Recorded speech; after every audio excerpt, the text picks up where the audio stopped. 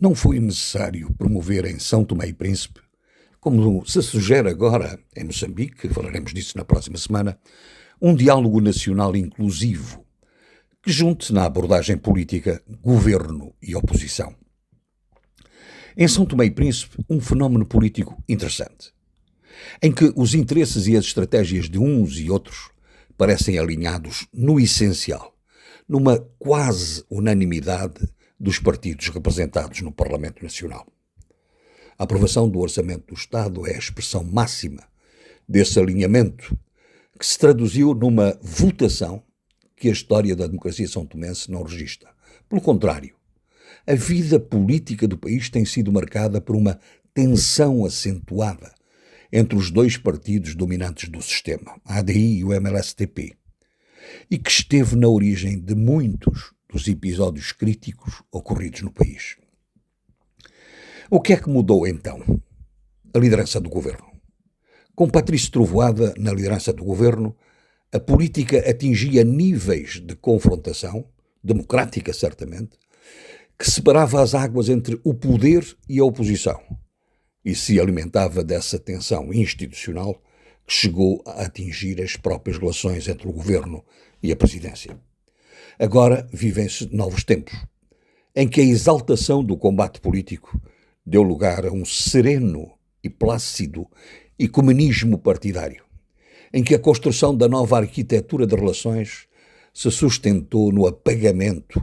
do exercício de poder de Trovoada. Não é comum que dois dos principais instrumentos de governação, que traduzem orientações políticas e estratégicas,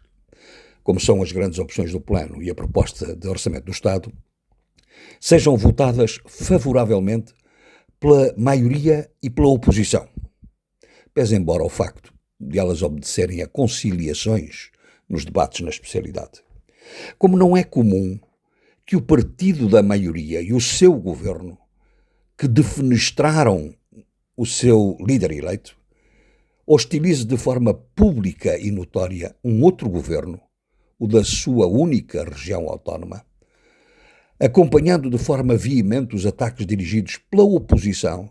em matéria de transparência financeira e fiscal. Percebe-se, porque faz parte da luta política e partidária, que o MLSTP, a oposição também no Príncipe, procure fragilizar o governo regional e que para isso utilize os vários instrumentos de que dispõe e que se presume possa sustentar com rigor. O que já não se percebe é que o Governo da República proceda a responsos públicos ao Presidente do Governo Regional, não cuidando de agir com algum recato e prudência que só fariam bem às relações institucionais regulares entre dois órgãos de governo e pudessem evitar uma guerra de desmentidos. Na confusão de relações, em que já não se distinguem adversários e parceiros políticos, o que se sabe é que o governo do Príncipe já emitiu uma nota em que diz ter procedido de forma regular, ao contrário do que foi acusado no Parlamento por um deputado do MLSTP e admoestado por um ministro,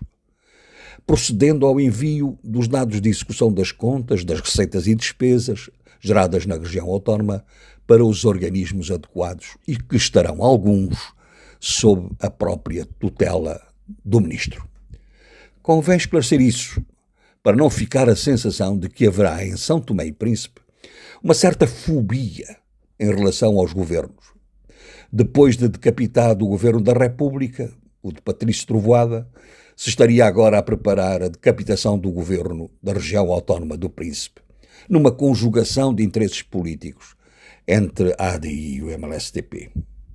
Os unanimismos são potencialmente perigosos, porque esmagam as alternativas, tendem a proteger-se dos escrutínios públicos e ao agravamento do fosso entre governantes e governados. O que as democracias devem promover, acima de tudo, é a divergência saudável e o confronto democrático. É aí que os cidadãos se libertam.